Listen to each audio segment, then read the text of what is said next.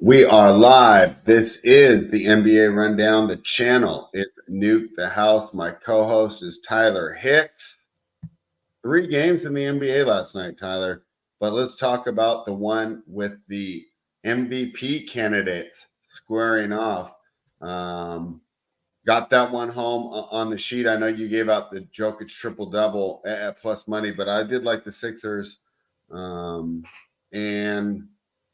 it's a pretty close game. You know, Tyler, I was worried when Denver was up early because I was worried that Philly was going to fatigue late since they were on a back-to-back and Denver wasn't. But that wasn't the case. Embiid was phenomenal down the stretch, Tyler. And as a guy, remember when I bet that Philadelphia future? I was feeling pretty good about it. I think that's a good matchup for Philadelphia if they make the finals. I know I'm taking a lot away from one regular season game that was played in Philadelphia. But I think if you're a guy like me, a Sixers fan, or a guy that bet the Sixers to win the title, you got to feel pretty good about it. What did you think of last game? Yeah, I didn't get to see much of it. I actually dozed off as the game was getting ready to start. So I woke up, the game was already over. I seen we cashed the bet. That was good. And I really have no take from the game because I didn't see any of it. Did you see the Kings game? No. I didn't watch any of that game spread. If I was watching anything, I was watching Philly Denver. I wasn't watching the Kings game. So you guys know that I like to watch the games after the fact. So I check around halftime, the Kings are crushing. I check in the third quarter, Kings are crushing. And on the way home, it's storming here in California. Tyler, I know it's hard to believe, but that actually happens. Like, wow, this storm is so bad, you can't even see the beam. I'll get home, I make my dinner, fire up Twitter. Robert texted me, can you believe the Kings lost that game? I go, oh, no wonder I didn't see the beam. That was an epic meltdown. They had like a 17-point lead with like 6 minutes to go. So I went through and watched the end. Dude, you know what's cool about YouTube TV? What's that? You have unlimited DVR. I can tape every NBA game. So remember how I was choosing before? I don't even choose anymore. I have every single one enough tape. time to rewatch all the games. Yeah, but my point is like, so last night, right? My old system, I would have chosen Denver, Philly. But then when I was like, when Robert sent me that message, I go, I got to watch the end of this game and see what happened, you know? So I have it on the DVR right there, and I go straight to the meltdown, which is what I wanted to see. I think this was a big win for Phoenix, Tyler. A team that's really struggling. I think the win meant more for Phoenix than it hurt Sacramento. Now, I do believe that it hurt Sacramento, especially coming off the when the coach does all the histrionics to kind of get the team going. The fact that he pushed that button, it didn't work. I was a little worried about that. I also didn't like how Fox kind of went away from his game at the end of the game. And it felt like he was doing like a lot of step back threes. And I love that he added the 3-pointer to his arsenal. That's what made him go from a pretty good guy to a legitimate all-star candidate. But I really would have wished that Mike Brown or the teammates could have told him, you got to attack the rim, especially against this Phoenix team. Disappointing loss there, but you told me you didn't see any of it. Just going off what I've told you, would you upgrade the Suns at all for getting that big win over Phoenix, or do you think that I'm maybe looking too much into it? I mean, maybe upgrade them a little bit. I wouldn't upgrade them like a ton. I maybe looking. Okay, so maybe upgrade them a little bit. You know, I got to tweet this out, Tyler. I forgot. There we have it. And then what was the third game last night? Oh man, I'm glad I didn't play that one. I like the Thunder. That game wasn't even close. I mean, they won by 11, and at no point did it really feel like the Thunder had a chance to win. When you're betting those dogs, you want them to have that chance to win on the money line. Yeah, for that sure. was a tough scheduling spot, though. Something to keep in mind for tonight. Any other overall thoughts on the association, Tyler? Did you hear about this rumored Pascal Siakam trade? No, I don't know. I haven't been on Twitter for the last hour. Did it go through? I think he did get traded. I think he's a Pacer now. Is it official? I think so. Yeah, Bruce Brown went to Toronto. A bunch of first. Okay, so the Toronto teardown is real. Congratulations. That was the right move for that squad. Project 6-9 comes to, well, I guess it came to an end when they traded Anunoby, right? But this is the real end. So they've turned the team over to Scotty, and they essentially got 3 first-round picks. So we basically downgrade Toronto for the rest of the season, although I think this was a smart move for this team. I don't think that they were ever, with that current iteration, that current core, I don't think they were ever going to challenge the top 3 or 4. I didn't, I just didn't see what they didn't have any moves in them to really make them say, oh, I think they can beat Philly, or I think they can beat Miami, or I think they can beat Boston. Smart move for Toronto, looking towards the future, build around Scotty Barnes. I think you agree with that there. If you don't, go ahead and tell me why. But let's move on to how this affects the Pacers. I don't know. I don't know if I really like it for them. What do you think? A lot of people do, though, Tyler. And, I learn a lot by listening from other people. I wouldn't be surprised if I was wrong, but my initial reaction to this trade, Tyler, was that it was an overpay. Yeah, I don't know if he fits in with the system. I think it was an overpay, but to me, this league has been just a riddle for a year and a half. So I could be completely wrong on this take. He could be a great fit next to a point guard like Halliburton, but I don't like it. Yeah. I don't know what to make of it. So let's just say we're doing like our power rankings like we do for the NFL show. And, I do NBA a little different. It's more just based off projections and not just like +2 above the spread. But how much so it has to upgrade the Pacers, right? It can't hurt them. What we're really worried about here when you're the Pacers is the cost. And that's 3 first-round picks. Plus, this is where I think that it gets bad. You got to give them that extension.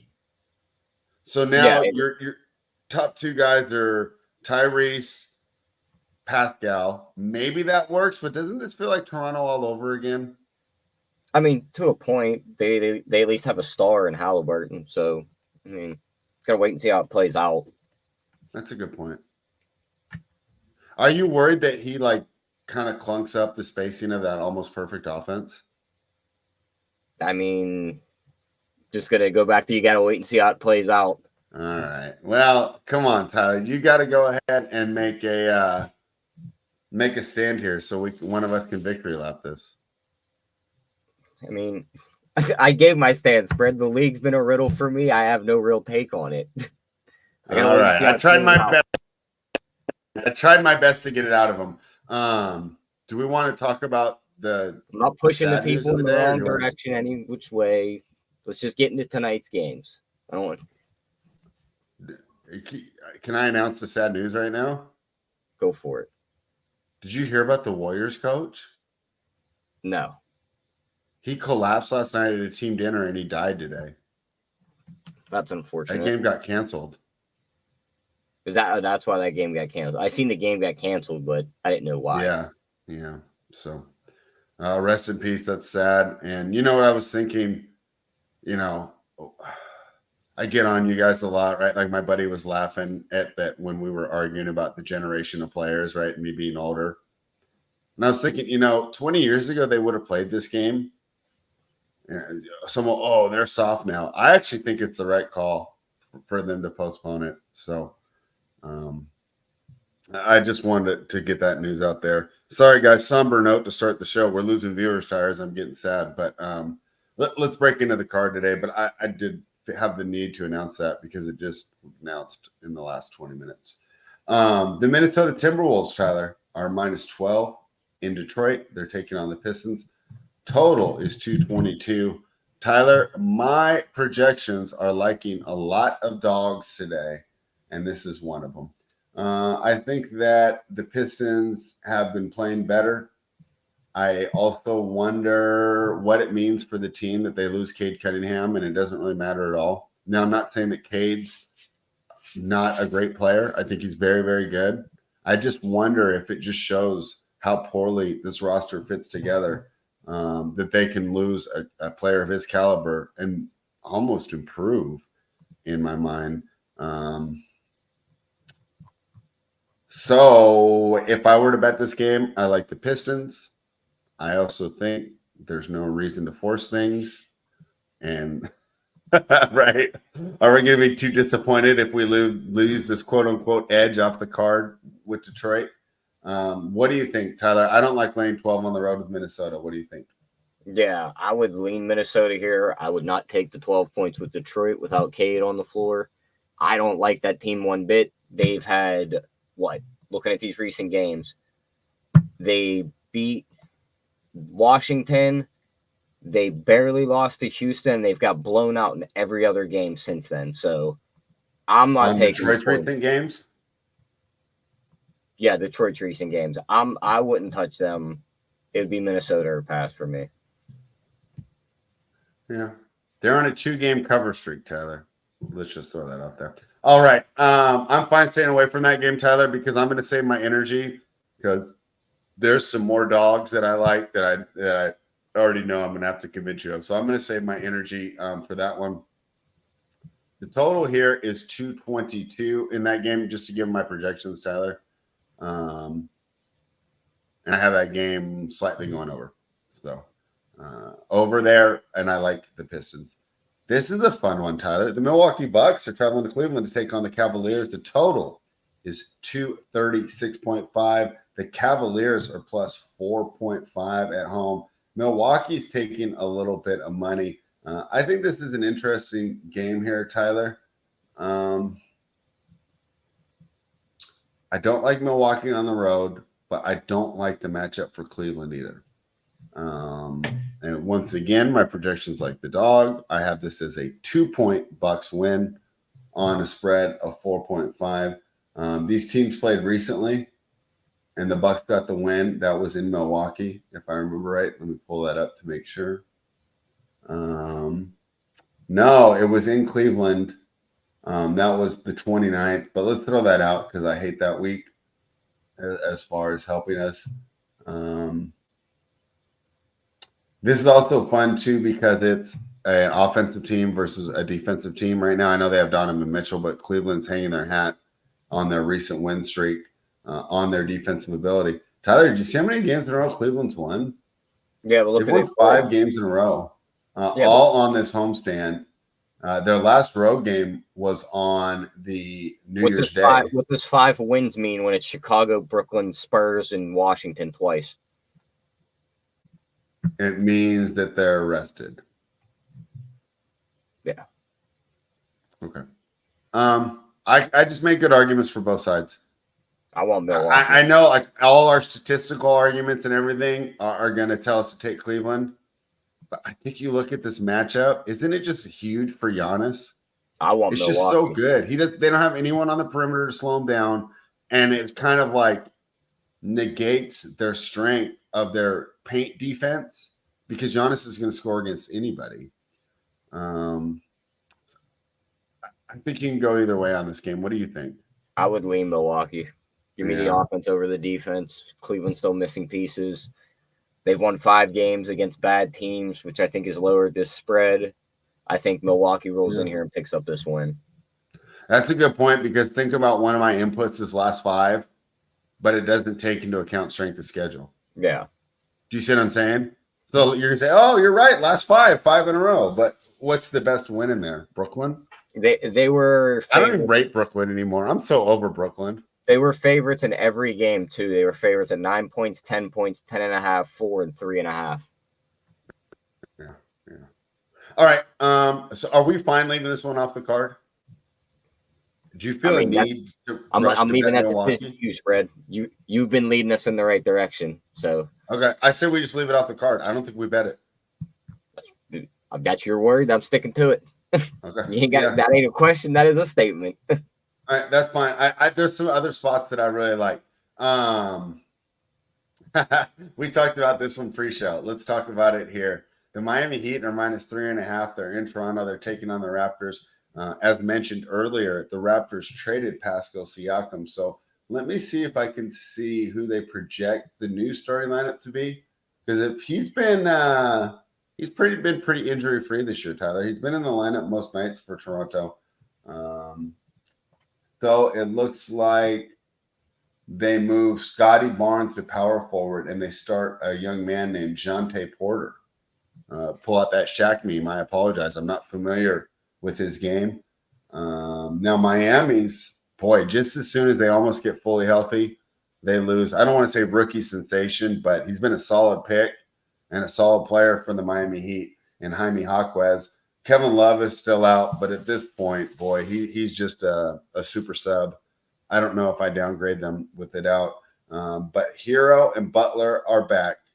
Hero and Butler played excellent in the last game that this team played. My concern here for Miami is the whole superstar subtraction deal, and the first night after the trade, the team comes out fired up before it hits them in the face that this team sucks.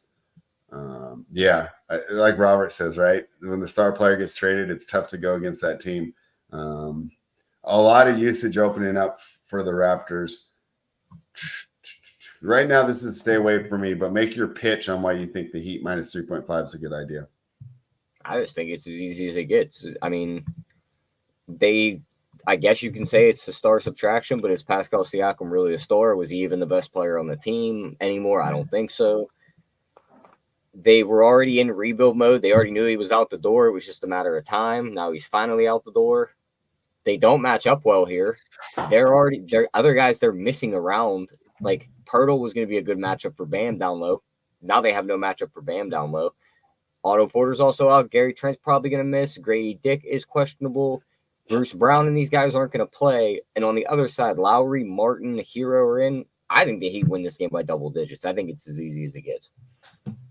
All right. And obviously my projections are worthless for this game. I mean, the last time they played up in Toronto. You know what's crazy, though, Tyler? They support you because my projections have the Heat by 8, and I ran them before the trade. The Heat beat them by 9 last time they played in Toronto. Yeah, I remember that because we were on Toronto. The Toronto was favored in that game, though, if I remember. And haven't the Heat been very good on the road this year? Yeah, they've been really good on the road and terrible on the road. Let me can just confirm that. I'm going off the top of my head right now. But I'm pulling up the Heat against the spread standings so far this season. They're 11-9-1 ATS away to Toronto's 9-10 at home. Yeah. All right. Let's see if there's any other trends for this game that we should point out. Total's gone under in Miami's last 5 road games, but I don't want to play the total. There's so much uncertainty there. Yeah, Miami 4-1 over their last 5. They seem like they're finally signing it. Total's gone over in Toronto's 5 of the last 6 games. Like I said, don't play a total in this game. Toronto is 4-1 against the spread in their last 5 against Miami. However, do you mention their most recent outing, right? Because they had Fred VanVleet for those other 4. They've only played each other once this year, right? Yeah. All right. You know what? My projections agree with you. So let's double back, but I haven't crossed this one off yet. I would say of the 3 that we discussed, this would be my favorite play so far. Then I'd rank Pistons plus 12 second. All right. The Orlando Magic are plus 4 in Atlanta, taking on the Hawks. The total is 229. I want the dog here, Tyler. The total's gone under in Orlando's last 5 games. Orlando is 4-1 against the spread in their last 5 when playing Atlanta. Oh, but wait. Atlanta's 5-1 straight up in their last 6 at home against Orlando. Why is that? Oh, because 2 of their last 3 games were 1-point games. Usually with these -3s and these -4s, we're picking the winners and we're cursing, and I'm sending you the emoji where the guy's cussing when we don't cover. But for the most part, we usually view these -3, -4s as a pick the winner and, maybe 10% chance we get sniped here. I think there's a much greater chance that the plus 4 matters today when we look at how these 2 teams have matched up. Now, Orlando has not played as well as of late. Let me pull these numbers up. I was looking them up right before we came on the show, but I switched it out. But they're kind of getting healthier here, the Orlando team. Talk to me about Atlanta.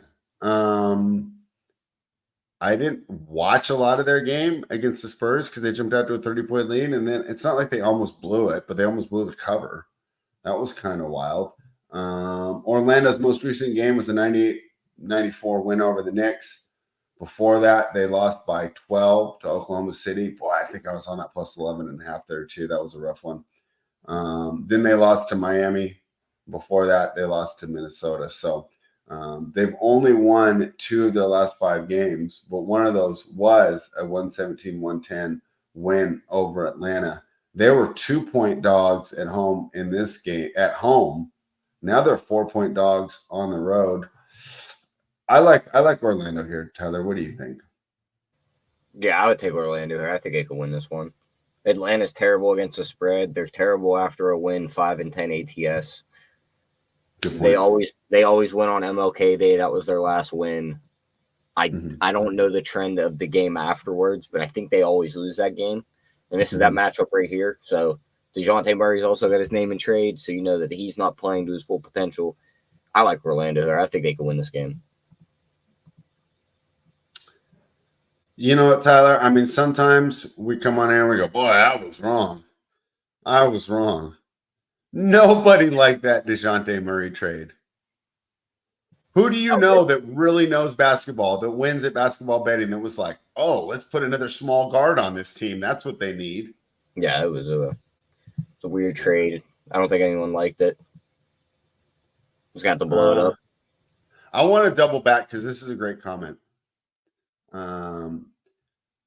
He says, I think the improvement you've seen, talking about the Pistons, the improvement you've seen is because they're trying Ivy more at point, who's been playing more off ball before Cade went out. I think that's helping spacing for him. I wonder if that Jaden Ivey Cade pairing is going to be like Fox and Halliburton, where they're going to look so much better when they're apart. Just run one with the second unit then. That's what they were trying. But then there's no space on the second unit for Ivy because he's playing with a bunch of non-shooters, and he goes to the rim and he gets collapsed on. Right? Now, I think that a lot of that was happening with Halliburton, which is why he wasn't putting up a lot of points and a lot of assists when he was with the Kings. I think that's a great point there. And maybe I would hope Ivy gets traded. I think he could be really good somewhere else. And I thought he was going to be good there. It just hasn't seemed to work.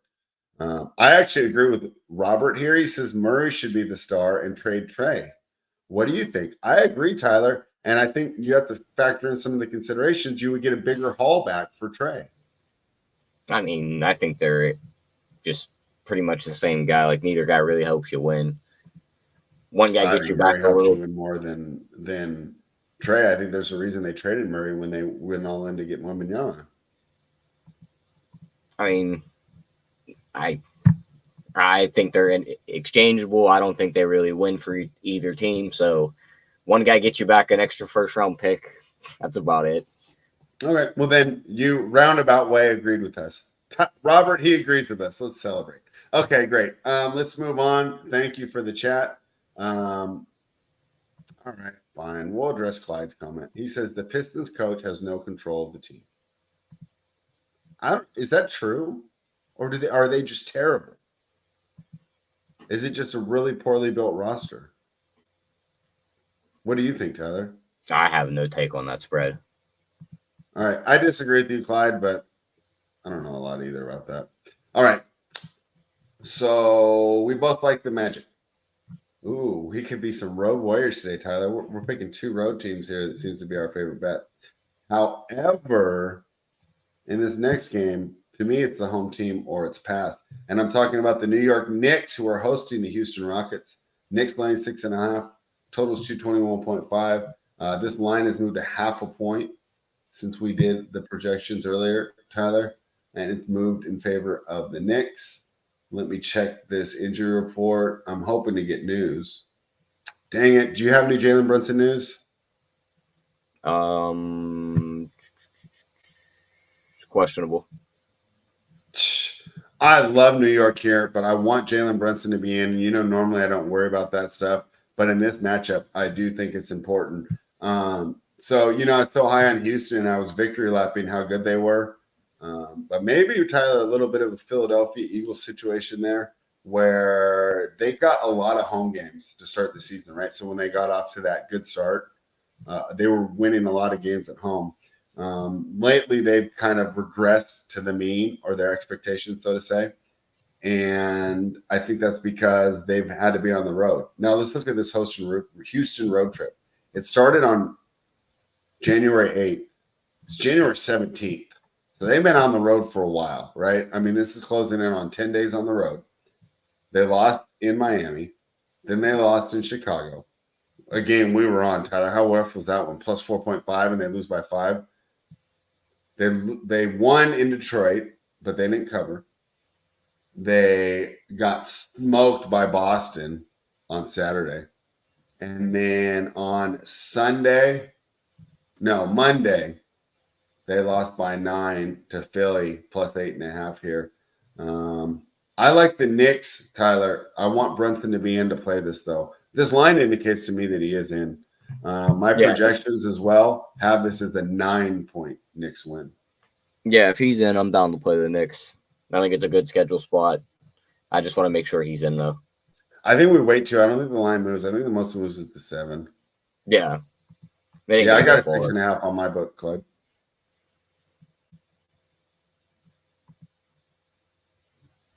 Okay. That sucks. We got to wait for it. But we like the Knicks there. This next game sucks. San Antonio Spurs are plus 16. Take the points. You think so? Boston's got Denver on deck. Take the points.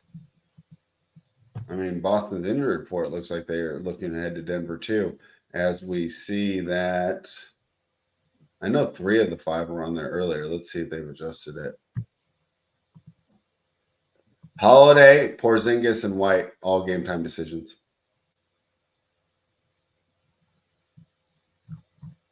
I think it's one of the easier bets on the board. You just take the points.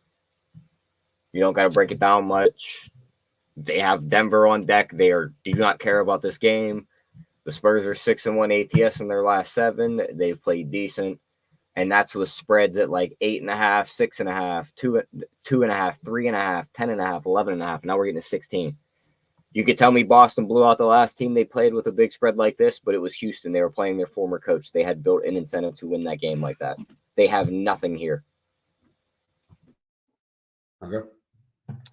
San Antonio it is. Let me give out a couple trends for that, and we'll move on. Let me find those. Weird day. Weird order today. A lot of games start at 7:30 Eastern. San Antonio 6-1 against the spread. You already said that. San Antonio 9-2 against the spread in their last 11 visits to Boston. That's an 11-year trend, but hey, it doesn't hurt. Boston 5-0 straight up in their last 5 games at home. Okay, let's not take the Spurs money line. I'm cool there. Boston 16-4 in their last 20 games. Okay, let's. So we're not going to take the plus 939, Tyler. Let's just take the plus 16. Here's another one where I think the points are interesting, but I don't know if I'll get there, Tyler. The Charlotte Hornets are plus 12.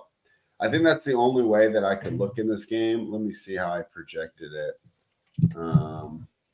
First of all, let's get rid of that one right there. My projections for Charlotte.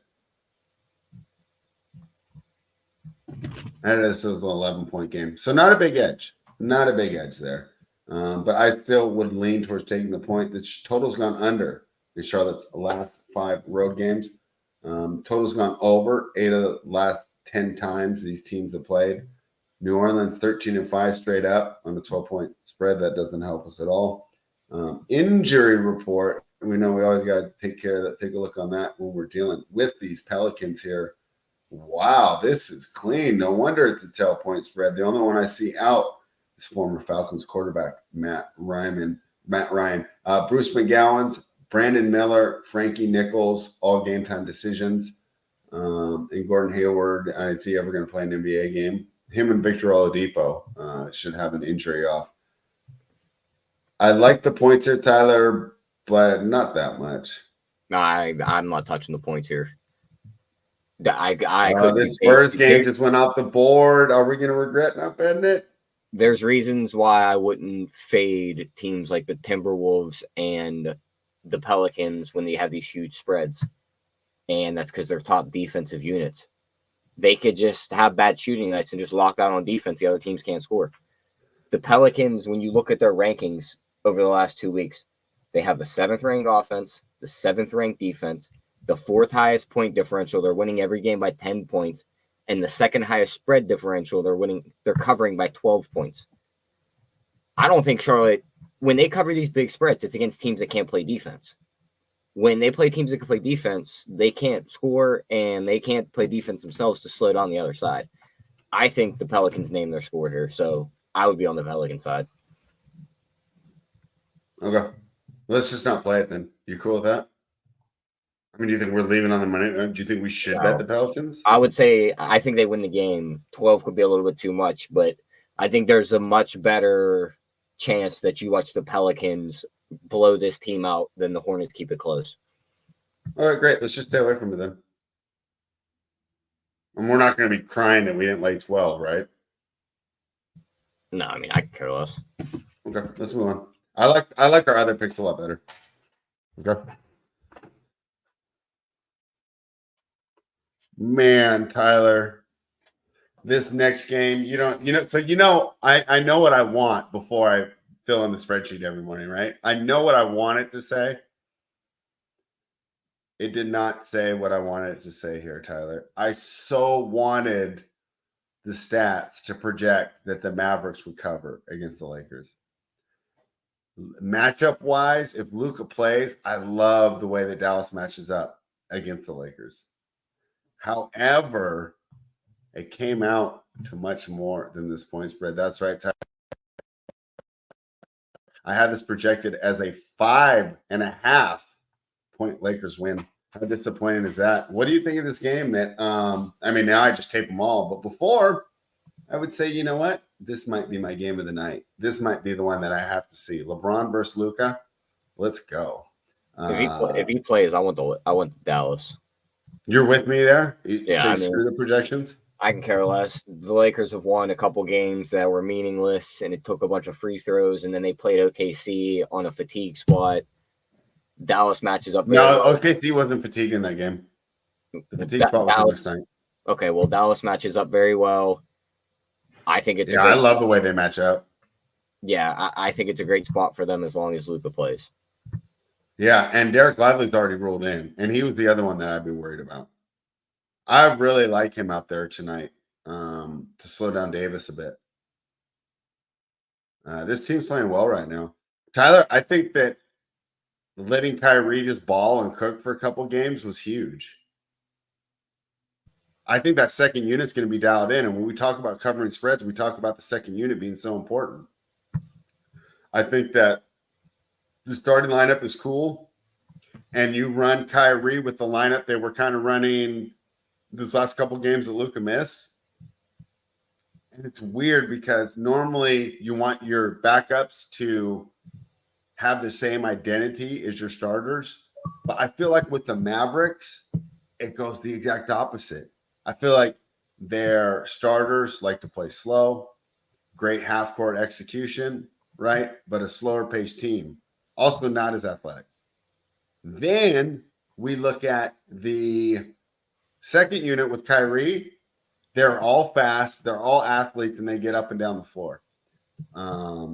So long-winded way of saying, to me, it's Dallas or pass. So let's wait for that news, Tyler. I might be running around. If you get it, text me, and we'll put that bet in right away. If Luka doesn't play, it's got to be Lakers all day. I don't know. That Kyrie lineup did okay. I don't know what to do with this one. What do you think? I'm not betting it if Luka's not playing. My only thing is the line moves to like 6.5 or 7. And I think that I would like Dallas there. I mean, I just don't want him without him in there. So if he's in, I'm playing Dallas. If he's out, I'm not touching the game. All right. Final game on the card tonight. I'm going to like the dog here, Tyler. The Portland Trailblazers are at home catching 6.5. You're going to roll your eyes. But, bro, they're playing the Brooklyn Nets. Dude, Brooklyn is not good. This is why NBA hipsters shouldn't be GMs. I mean, this team's not good. And I hate to say it, but it's making Ben Simmons look pretty good because when he played, this team was pretty good. They lose a lot with him out there. I know he's not worth the money, but it's still that's still a big loss for this team. When I'm looking at the injury report here, Tyler, Malcolm Brogdon and Anthony Simons are out. But you know what? Scoot Henderson's coming off his best game as a pro, 33-9. So DeAndre Ayton could return. I don't really care about that. On the other side, it looks like it's a pretty full lineup here for Brooklyn. But my projections, Tyler, have this as a 2-point Nets win, 2.5, somewhere right in there. I like the Trailblazers here. When I'm looking at some trends in this game, Tyler, Brooklyn 5-1 against the spread in their last 6 in Portland. So, okay, that can keep me off if you want to talk me off. Total's gone under 5 of the last 6 times these teams have played. Portland 18-7. No, it's whatever. In their last 25 games at home against Brooklyn. Great. We're going on a 25-year trend. Thanks a lot here, guys. I like Portland, but I don't love it the more we talk about it. What do you think? Yeah, I'm not touching this game. I was leaving this one fully to you. You're the Portland Whisperer, so if we're taking Portland, I'll listen. If we're not, I won't bet the game. All right. Let me pull up the schedule one more time for my last kind of impassioned plea towards Portland. And it's going to be on the basis of this Brooklyn schedule. So I'm pulling up the Brooklyn schedule right now. Never mind. It's the first game of a road trip. I got this wrong. I was thinking of the Houston game. So their last game was at home against Miami, where they pushed a +1. Portland's last game was on the 14th, where they lost, but they covered against Phoenix, and that was a game that Shaden had 33-9. I don't know. I like the 6.5. It's just, do we want to make it official? Yeah, it's fully on you with this one. I have no take on this game. Let's roll the dice. Portland plus 6.5. We're playing it. All right, Tyler, it's time for the best bets. What is your favorite bet of the day? Heat -3.5. All right, it's down to -3 on Bookmaker. I will take the Orlando Magic +4. I think they're a better team than the Hawks, and we're catching points in a game that could be very, very close. 2 of the last 3 have been 1-point game, and their most recent game went to overtime. Give me the Orlando Magic +4. Tyler, final thoughts on the NBA? Yeah, I think it's going to be a fun night. Lock in the bets, and let's make some money tonight. Yeah, let's keep it rolling. We're up in the volume a little bit, but I feel like we're kind of dialed in as far as taking some time off, right? Which has allowed us to kind of recalibrate the model a little bit. And if you'll notice, my totals are much closer now, which makes me think overall my projections are getting stronger. So, yep. And I didn't really tinker with it either. I said I was going to, but I didn't. So time healed that wound of the model. So I feel like the projections are stronger. We're how 4 plays up on FanSpeak. If you watch the show, you know what they are. But that's what we're looking at now. Also, 2 potential ads, Tyler, as we're waiting on news for 2 former teammates, Jalen Brunson and Luka Doncic. All right, so today's Wednesday, right? Tomorrow we're going to do some NFL with Meg. Then we'll be here at 4:30 p.m. Friday, we're going to do NFL at 3, NBA at 4. Thank you, everybody, for joining us. Place these bets and nuke the house.